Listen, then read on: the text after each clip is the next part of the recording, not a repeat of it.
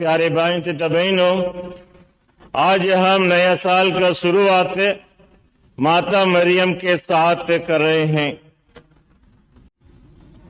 हम माता मरियम की स्तुति विनती में बहुत से नाम लेते हैं, टाइटल्स, और उनमें से सबसे इंपॉर्टेंट अति मुख्य हवाला है ईश्वर की माता, क्योंकि इससे बड़ा टाइटल और कुछ नहीं हो सकता एक साधारण इंसान को ईश्वर की मां बनने के लिए।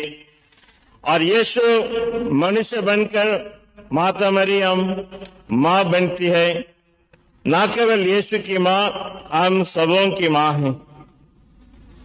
और मानव जाति के लिए प्रभु यीशु जन्म लेने से he has become very close to us। जैसे मां के गर्भ में बच्चा इतने नजदीक है, उसी प्रकार ईश्वर उतना ही नजदीक हमारे साथ रहने के लिए आया है। और इसलिए यीशु ना केवल हमारे साथ है मगर हमारे समान है। और इसलिए यह सबसे बड़ा महान चमत्कार है। आज से हम अकेला नहीं है, अनाथ नहीं है, हम फॉरएवर, हम हमेशा के लिए ईश्वर के बेटा बेटियां हैं और ईश्वर हमारे साथ है।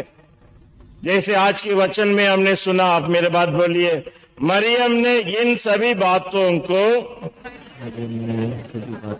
अपने हृदय में संचित रखा और वह इन पर विचार किया करती थी। मरियम मन में, दिल में विचार किया करती थी। प्रभु यीशु के जन्म के घटने पर हम देखते हैं माता मरियम के मुख से एक भी शब्द नहीं निकलता है। जो कुछ उन्होंने देखा, सुना, उन सभी बातों पर मन में, दिल में विचार किया करते थे।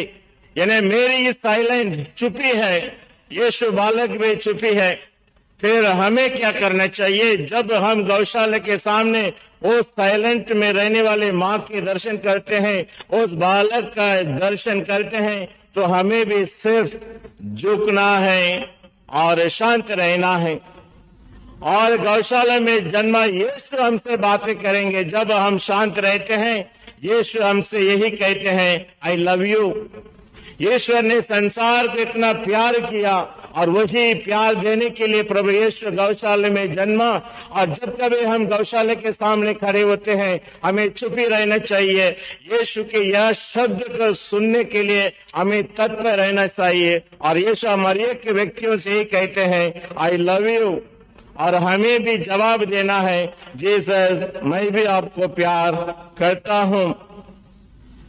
और इसलिए हम इंसान कितना भी बड़ा क्यों ना हो, पैसा वाले धनवान क्यों ना हो, हमें यीशु के सामने झुकना है। क्योंकि ईश्वर, प्रभु यीशु ईश्वर होने के बावजूद भी इतने महान ईश्वर अपने आप को इतना छोटा बनाया है। और इसलिए उस यीशु के सामने हम सबों को भी छोटा बनना है, नम्र बनना है, झुक कर उन्हें आराधना करना है। इसलिए हमारे पास कितना भी धन संपत्ति दौलत क्यों ना हो, यीशु की गरीबी को देखिए। हम दिखावा नहीं कर सकते हैं। यीशु सबको छोड़कर गरीब बन के इधर आए हैं और हम दिखावा करके हम ईश्वर को अपमान नहीं कर सकते हैं। वो महान ईश्वर जो गरीबी में, पॉवर्टी में इस दुनिया में जन्मा, हम भी उसके सामने दिखावा नहीं मगर अपने आप को यीशु के हवाले समर्पित करते हुए प्रभु की बातों को सुनना है। इसलिए हमारा दिल कितना भी कठोर क्यों ना हो, जब हम गौशाला के सामने खड़े होते हैं, यीशु का प्यार हम सबों को पिघला देता है। चट्टान जैसा हृदय भी पिघल जाता है जब उस महान ईश्वर के प्यार को हम उस गौशाला में देखते हैं। और आज की सुसमाचार जैसे हमने सुना भी दोहराया है, माता मरियम इन सभी बातों को मनन चिंतन क्या करती थी, दिल में रखे मनन चिंतन क्या करती, किस बात पर माता मरियम मनन चिंतन करती थी? दो बातों पर, एक आनंद का विषय और एक दुख का विषय। आनंद इसलिए है कि मानव पुत्र ईश्वर मानव बन के इस दुनिया में जन्मा है। माता मरियम का आनंद का विषय यही है कि जोसेफ का प्यार उनके साथ है और माता मरियम के लिए आनंद का विषय है। 3 राजा लोग आकर उन्हें भेंट चढ़ाते हैं, चरवाहे आकर मिलते हैं, आनंद का विषय है। दुख का विषय क्या है? दुख का विषय यही है कि कल क्या होगा मालूम नहीं, उनका भोजन कहां से आएगा मालूम नहीं, वह लोगों द्वारा तिरस्कृत थी, किसी ने भी उनके घर में जगह नहीं दिया। ये सब दुख का विषय, इन सभी बातों को माता मरियम अपने दिल में संजोए रखती है, मनन चिंतन करते रहती है। जी हाँ प्यारे भाई तथा बहनों, हमारे जीवन में भी इसी प्रकार की निराशपन दुख आता है। कभी कभी अकेलापन महसूस करते हैं, तिरस्कार, अपने प्रिय जनों से तिरस्कार को भी अनुभव करते हैं। माता मरियम जैसे इन सभी बातों को अपने दिल में संजोए रखते हुए ईश्वर को चढ़ाती है। और आज माता मरियम जिसके त्योहार मनाते हैं वही सिखाती है कि हमें इन सभी बातों को, जो कुछ आपके जीवन में दुख है, परेशानी है, आनंद का विषय, सब कुछ ईश्वर को चढ़ाकर आप अपने आनंद को अनुभव कीजिए। प्रभु के सामने शांत रहकर अपने जीवन को अर्पित कीजिए। और आज नया साल का शुरुआत है, माता मरियम हमारा जीवन का केंद्र बिंदु है। नया साल का शुरुआत में हम अपना दिल का द्वार माता मरियम के लिए खोलते हैं, क्योंकि हम इस नया साल में माता मरियम के साथ मिलकर बीते हुए जीवन, बीते हुए साल में जितना भी बर्डन था, तकलीफ था, परेशानी था, सब कुछ भूल जाते हैं, छोड़ देते हैं और आशामय भविष्य की ओर अपना मन लगाकर, क्यों? क्योंकि हम अकेला नहीं, माँ मरियम हमारे साथ है। जैसे उन्होंने आनंद के साथ अपने जीवन को शुरुआत करती है, हम भी माँ के समान बनना चाहिए।